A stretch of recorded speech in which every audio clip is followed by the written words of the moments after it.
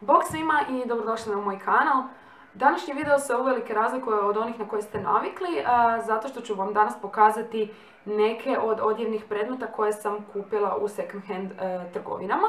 Dakle, odlučila sam odabrati nekoliko komadića ili komada koje najčešće nosim i za koje mislim da su iznimno kvalitetni, a našla sam ih u second hand trgovinama. Nažalost, primijetila sam da većina ljudi koje ima tako haul videe isproba tu odjeću i pokažem vam ju, no ja nažalost to neću moći učiniti iz razloga što sam u ponedjeljak sletila s ceste i ne osjećam se baš najbolje, tako da ne bih željela pogoršati još to svoje zdravstveno stanje. Tako da ću vam samo pokazati odjevne predmete i nadam se da će to biti dovoljno. Sorry. Možemo krenuti. Prve na redu su sportske majice, da ne dužim previše. Krenut ću sa svojom prvom ikad kupljenom. Ovo je Nike Dry Fit u nekoj plavo-zelenoj boji. Ona je, vjerujem, bila korištena u nekom maratonu jer piše da je iz Beča i da je 2015. i da je točno godina, to jest točno datum i sve. Ovo je L veličina, mislila sam da će mi biti velika, ali kad vidite onak majicu koja je Nike-ova i koja je onako nekih 20-30 kuna, uzet ćete bez obzira koja je veličina. Osim ako je XS, a ne stanete u XS. Da. Znači, bila je nekih 20 kuna. Zatim, sljedeća Nike-ova. Ova je, isto piše da je dry fit, ali je pamučna. Na njoj piše Nike Running. Ovo je S veličina i isto mi odgovara koliko je ova koja je L. Mislim da je ona bila nekih 20 kuna. Zatim imam švicarsku marku Oldo. Ova je jedna lijepa drečava nijansa. To je čumene nijansa, kada da govorimo o sjenilima, nijansa boja. Ovo je M veličina, znači imamo od S do L veličine. Ona je također dry fit materijal i mislim da sam ju čak uzela za nekih 10 kuna. Zatim imam ovu Adidas majicu s dugim rukavima i kapuljačom. Nju sam uzela jučer i bila je 10 kuna. Znači ima duge rukave. Ima neki tu džepić. Odozada je malo dužo. I ima ovu kapuljaču. I posljednja sportska majica koju imam je ova Nike-ova. Znači također ona ima duge rukave i ima ovaj otvor za palac. Znači možete ju koristiti ako trčite. Odozada ima gumu. I ima ovu jako zanimljivu kapuljaču. Sad koliko se može vidjeti. Znači ovako je neki čudan oblik. Znači ako imate mokru kosu ona vam je idealna jer vam baš onak zatvori vam glavu izgledate. Izgledate ko i ti. Ko i ti, doslovno. Ko i ti. Nju sam platila mislim nekih 15 kuna i onak je mi malo kraća, mislim da je to S veličina. Uglavnom ne postoje etikete, ali ne, ovo je M. Ovo je M. Uglavnom, ako nešto vidim da mi je onako kraće, a nema šanse da ću to ostaviti, kao ovo recimo majicu, onda najčešće obučem na trenirku ili ispod nje obučem još jednu majicu kratkih rukava koja je malo duža, pa onda navučem nju onako, zašto ne. Sljedeće na redu je, kako bi ga nazvala, seksi ogrtač ili neki ogrtač za plažu, nemam pojma. Djeluje mi kao jedno i drugo, više kao seksi ogrtač, opet u jednu ruku više kao onaj ogrtač za plažu kad ste u Badiću, nemam pojma, procijenite sami. Ja kad sam ga vidjela i bio je 10 kuna, morala sam ga uzeti jer ovako ima jako fora ovako rukave. Iza je guma, koliko možete vidjeti, i strukiranje. Sad, ustala bi i pokazala, ali nažalost ne mogu. Evo ga, i on je onako malo duži. Iskreno reći ću vam da u ulozi seksi ogrtača jako lijepo izgleda. Mislim onak baš je lijepo, ali u ulozi mislim ogrtača za plažu. Staću dok je vrijeme. Zatim prelazimo na košulje.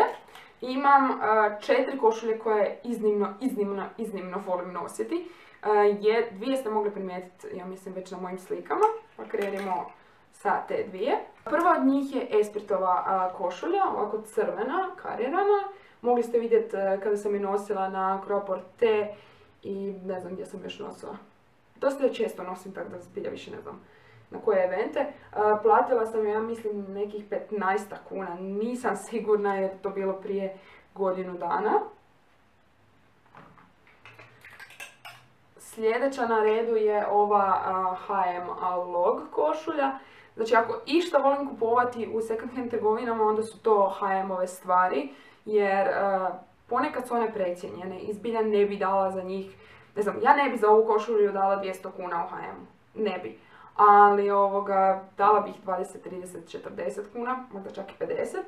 Ono što je posebno kod ove košulje jest ovaj tu maleni pereć, kako bi se reklo, koji se nalazi na laktu, znači na oba lakta. Imate tako zakrpu jednu. I fora kod ove košulje je to što je onako više malo mekša, tako da djeluje, kako bi rekla, ne bi rekla pamučno, nego onak, ima bolji onako, na dodir je puno, onako na dodir je puno mekša i deblja. Znači, ta košulja, to mi je omiljena, znači taj crvene su mi omiljene. Zatim imamo još jednu H&M, da nastavimo u tom tonu. Ovo je ovako jedna lijepa košuljica koja je nešto malo šira i duža, dugih rukava. Uzorak sad možete onako blago vidjeti. Ovo je 36. Mislim, ako je ovo 36, onda kak bi 38 izgledalo na meni, jer doslovno plivam u ovoj košulji. Onako, baš mi je slatka, onako, prekrasna mi je. Mislim da je bila nekih 20 kuna, nisam sigurna. I posljednja košuljica je također Espritova. Ovo je nešto malo prozirnija, ajmo reći, evo ovako da vidite. Ona na sebi ima oko ovratnika ovako kožni obrub. Isto tako ima kožni obrub oko rukava i ima neku metalnu kopčicu. Dakle, baš mi je onako svečana, znate, ako idete na neku večericu ili nešto, ili želite malo djelovati ozbiljnije, baš mi je onako prekrasna. I za nju sam također dala nekih 20 kuna. U second hand trgovinama do sad sam kupila 3 para hlača.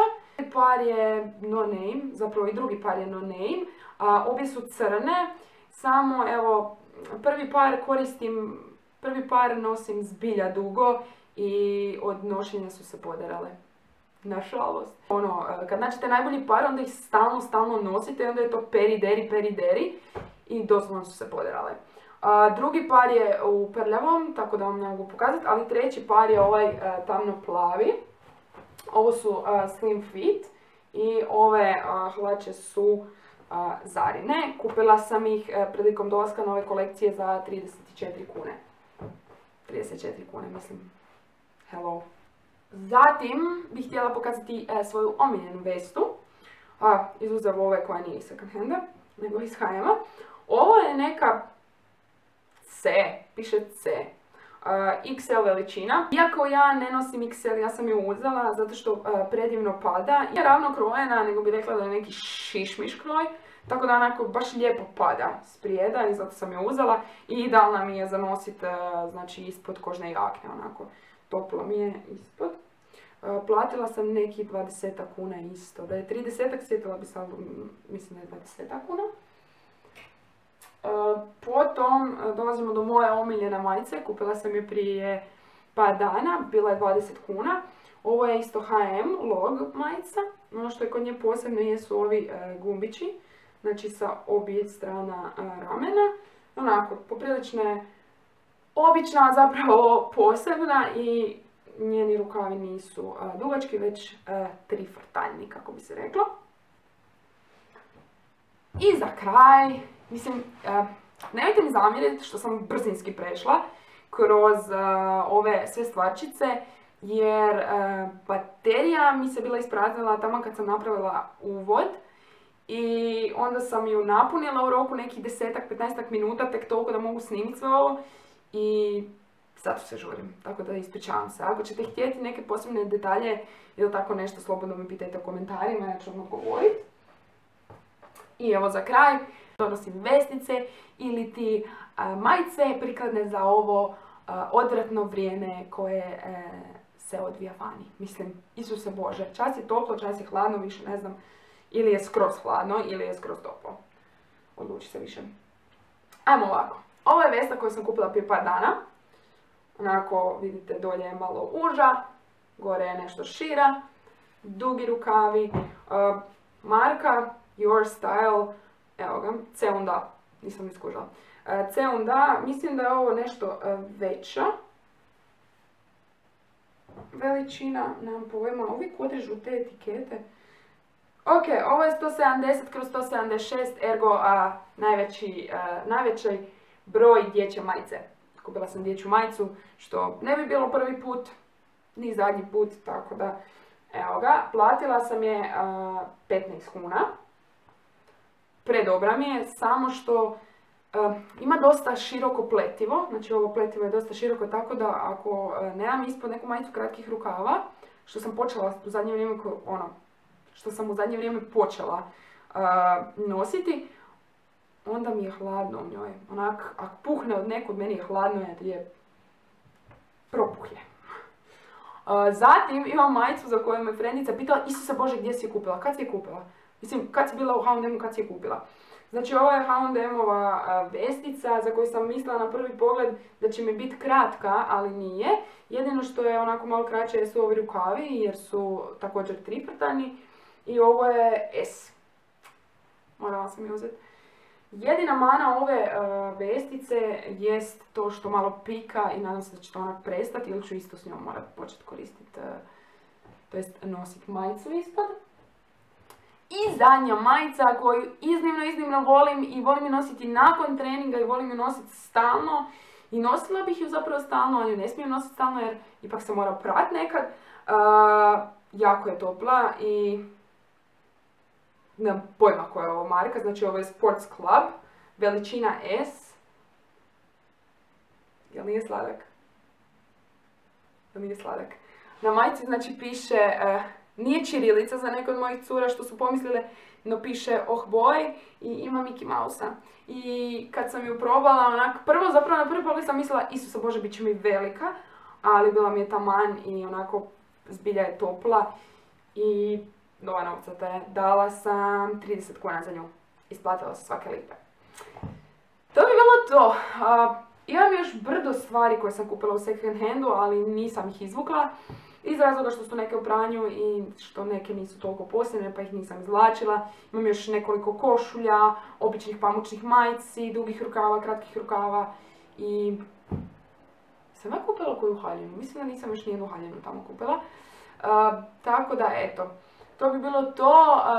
Recite mi u komentarima kupujete li u second hand shopovima, da li vam se što svidjelo, da li ste možda što god od ovoga našli i kupili zapravo u tim trgovinama za koje su namijenjeni.